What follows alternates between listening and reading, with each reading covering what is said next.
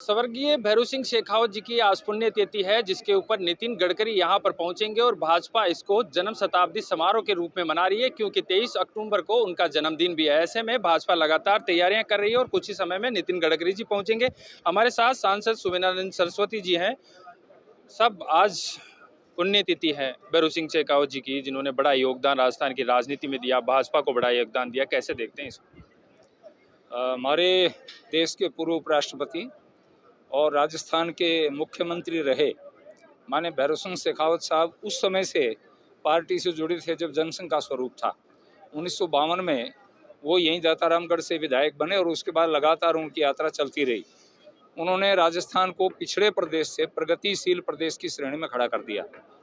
अंत्योदय योजना जो आज हर आदमी की जुबान पर रहती है, गरीब और अंतिम व्यक्ति को सुविधा देने की, वो उनकी देन है।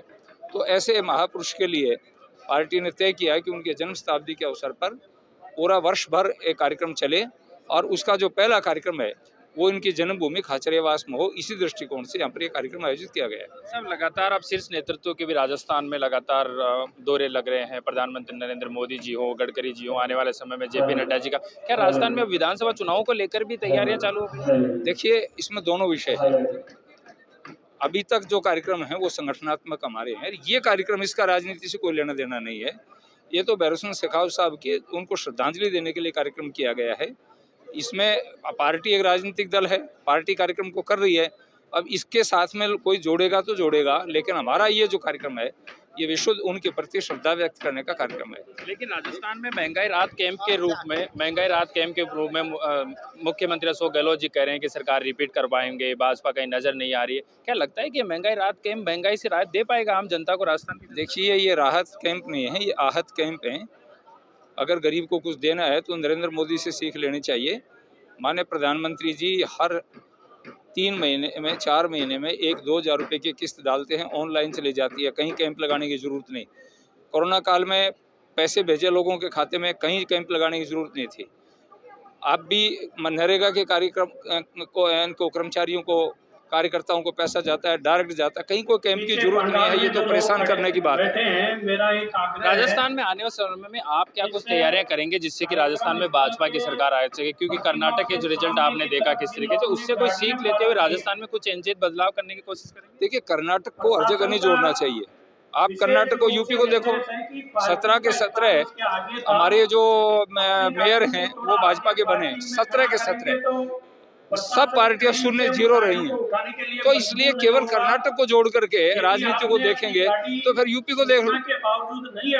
तो इसलिए क्या है कि कर्नाटक एक उदाहरण नहीं हो सकता।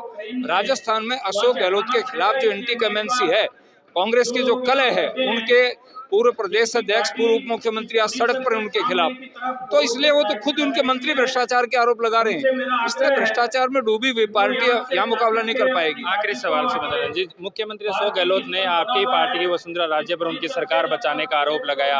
इस तरीके के लगातार हमले बोल रहे हैं, राजेंद्र राठौड़ के लिए कह रहे हैं कि वो बातचीत नहीं हुई, तो भाजपा पर लगातार इस तरीके के आरोप वो लगा रहे हैं। गहलोत की आदत है, उसने अपने उप मुख्यमंत्री को सुलटाया, उसने वसुंधरा जी को लपेटा।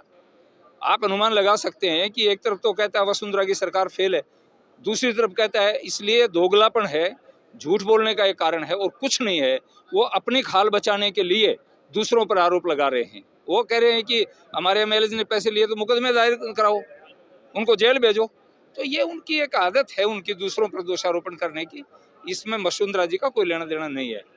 आखिरी सवाल, विधानसभा चुनाव में इस बार भाजपा की सरकार बन रही है और कौन से मुद्दे होंगे जिनके आधार पर आप ये दावा भी करें? वो पार्टी का शीर्ष नेतृत्व बैठ करके घोषणा पत्र तैयार करेगा, मुद्दे तय करेगा। हमें आगे आने वाले समय में क्या करना है उस पर कार्यक्रम मंथन चल रहा है।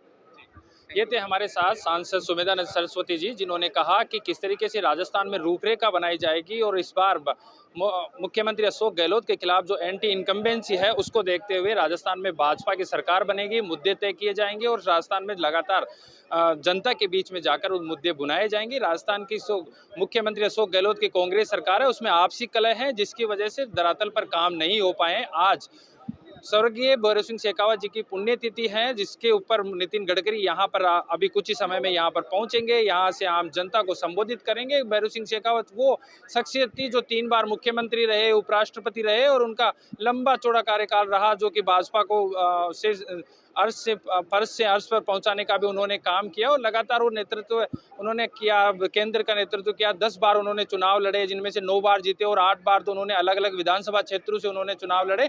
तो वो शख्सियत थे कि जहां पर भी जाते थे वहां पर वो जीत कर आते थे। 8 बार अलग अलग विधानसभा सीटों से जीत कर आना बड़ी बात होती थी उस समय में। और भैरों सिंह शेखावत जो थे वो सबके चहेते थे, सबके दुलारे थे। यदि केंद्र में भी किसी तरीके की भाजपा में अंदरूनी मनमुटाव होता था तो उनको याद किया जाता था सुलह करवाने के लिए। तो आज उस शख्सियत की पुण्यतिथि है, 23 अक्टूबर को उनका जन्मदिन है। ऐसे में भाजपा जन्म शताब्दी समारोह यहाँ पर मना रहा है। कुछ देर में गडकरी जी पहुंचेंगे और तमाम जो भाजपा है, अब इस लिहाज से भी देखा जा रहा है कि राजस्थान में विधानसभा चुनाव है, तो ऐसे में शीर्ष नेतृत्व के लगातार दौरे हैं। प्रधानमंत्री नरेंद्र मोदी लगातार मालेसर डूंगरी हो, मानगढ़ हो, कुछ समय पहले जिस तरीके से लगातार दौरे उनके चल रहे हैं, वो उसके बाद में अब कुछ समय बाद में जेपी नड्डा यहाँ राजस्थान पहुंचेंगे, नितिन गडकरी पहुंच रहे हैं, अमित शाह के भी दौरे लगे हुए हैं। तो ये अब विधानसभा चुनावों की भी तैयारियां यहाँ पर चालू हो गई है।